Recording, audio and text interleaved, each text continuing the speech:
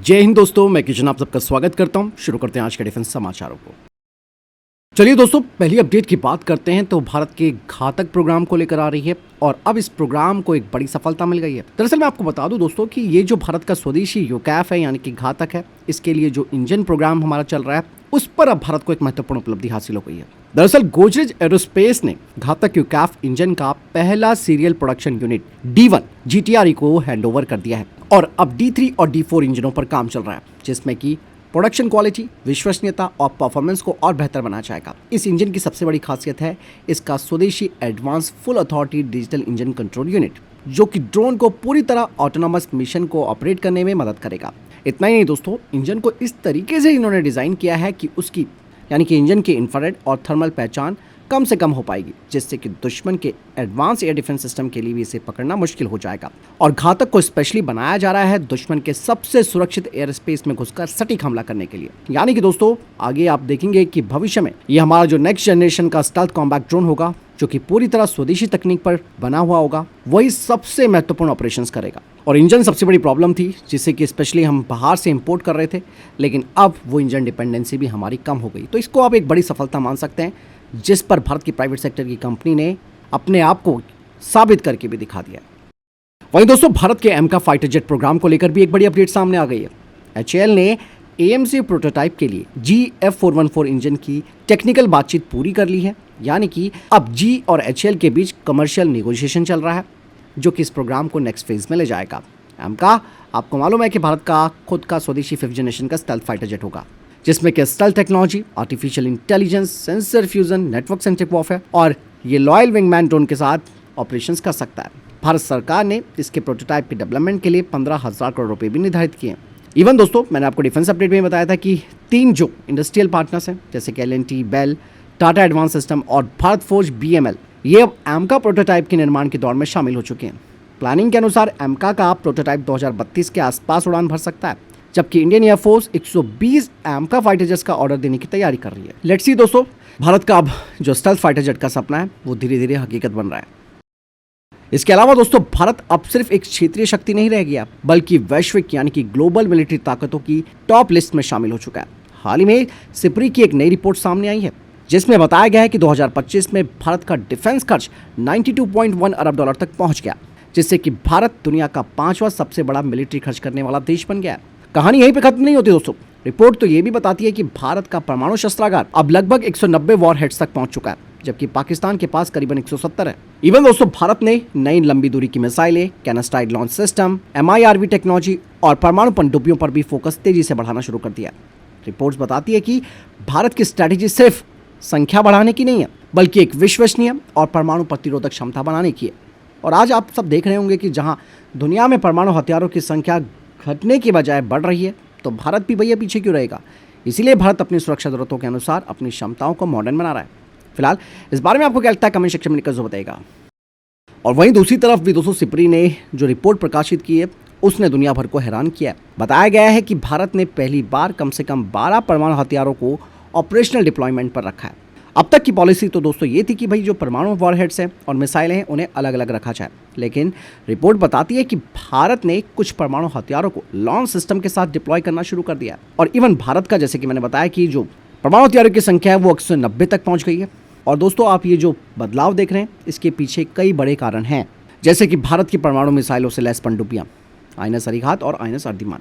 मतलब साफ है दोस्तों, खुदा ना खास्ता भारत पर अगर इस तरीके का कोई हमला होता है, तो ऐसे में यही पनडुब्बियां समुद्र की गहराई से जवाबी हमला कर सकती हैं। वहीं दोस्तों, फ्रांस ने दूसरी बार अपनी MICA NG air to air missile का डेवलपमेंट फायरिंग टेस्ट पूरा कर लिया।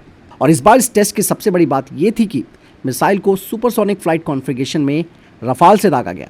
ये परीक्षण दोस्तों DGA मिसाइल टेस्टिंग सेंटर पर हुआ है और इस टेस्ट में इसके इंफ्रारेड वेरिएंट की पूरी डिप्लॉयमेंट चेन को सफलतापूर्वक वैलिडेट कर दिया गया। मतलब साफ है इसका कि अब माइका NG बेहद कठिन कंडीशंस, तेज स्पीड यानी कि हाई स्पीड और हाई टेम्परेचर में भी दुश्मन के एयरक्राफ्ट को ट्रैक और इंटरसेप्ट कर सकती है।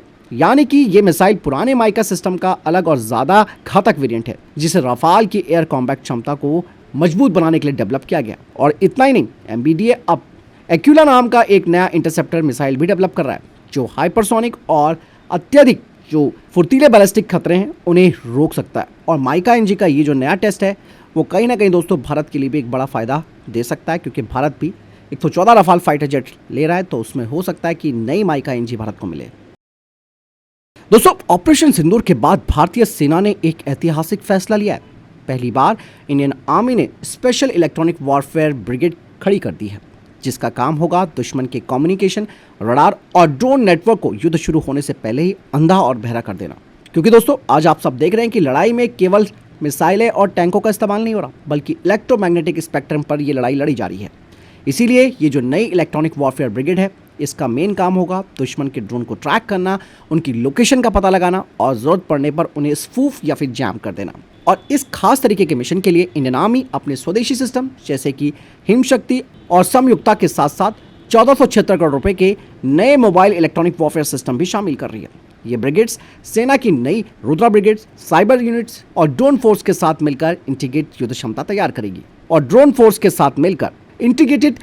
तैयार करेगी। मतलब साफ है दोस्तों, पहली बार भारत ने स्पेशल इलेक्ट्रॉनिक वॉरफेयर ब्रिगेड बनाने की पुष्टि कर दी है। और ये यूनिट, जैसे मैंने बताया, कि दुश्मन के ड्रोन, कम्युनिकेशन और निगरानी सिस्टम्स को, यानी कि उनके सर्विलांस सिस्टम्स को जैम करने, ट्रैक करने और उन्हें खत्म करने में सक्षम होगी। और ऑप सिंदूर के बाद ये भारतीय सेना का मॉडर्नाइजेशन की दिशा में एक बड़ा स्टेप माना जा सकता है। दोस्तों, इसके अलावा SU-57 को लेकर एक बड़ी अपडेट आ रही है। रशिया के ऑफिशियल्स की तरफ से कहा गया है कि SU-57 के लिए डेवलप किया जा रहा है नया AL-51F1 यानी कि प्रोडक्ट 30 इंजन अभी कम से कम 5 से 7 साल दूर है। मतलब इसे बनने में इतना टाइम लगेगा।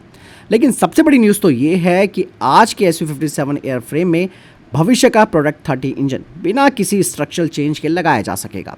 मतलब अगर आज भारत SU-57 खरीदता है तो उसे मौजूदा AL-41F1 इंजन के साथ ऑपरेट किया जा सकता है और बाद में सीधे प्रोडक्ट 30 में अपग्रेड किया जा सकता है। रशिया तो यहाँ पर यह भी दावा कर रहा है कि नया इंजन जो है वो ज़्यादा थ्रस्ट, बेहतर सुपर क्रूज, कम फ्यूल की खपत और कम मेंटेनेंस कॉस्ट देगा। यही इंजन SU-57 की असली 5वीं पीढ़ी की क्षमता को पूरी तरह अनलॉक करने वाला माना जाता है। लेट्स सी, सवाल तो ये आता है कि क्या भारत रशिया के इस ऑफर को कंसीडर करेगा। और इवन दोस्तों, एक और बात यहाँ पर सामने आई है। हाल ही में रक्षा मंत्री राजनाथ सिंह जी ने वायुसेना के प्रमुख air chief marshal AP Singh के साथ बैठक की और इस बैठक में 5th generation fighter jet plan पर चर्चा हुई। रिपोर्ट्स बताती हैं कि रशिया का SU-57 एक बार फिर से चर्चा का विषय बना हुआ है, क्योंकि मॉस्को जो है वो भारत को केवल फाइटर जेट नहीं बल्कि बड़े लेवल पर टेक्नोलॉजी ट्रांसफर और लोकल प्रोडक्शन का प्रस्ताव दे रहा है।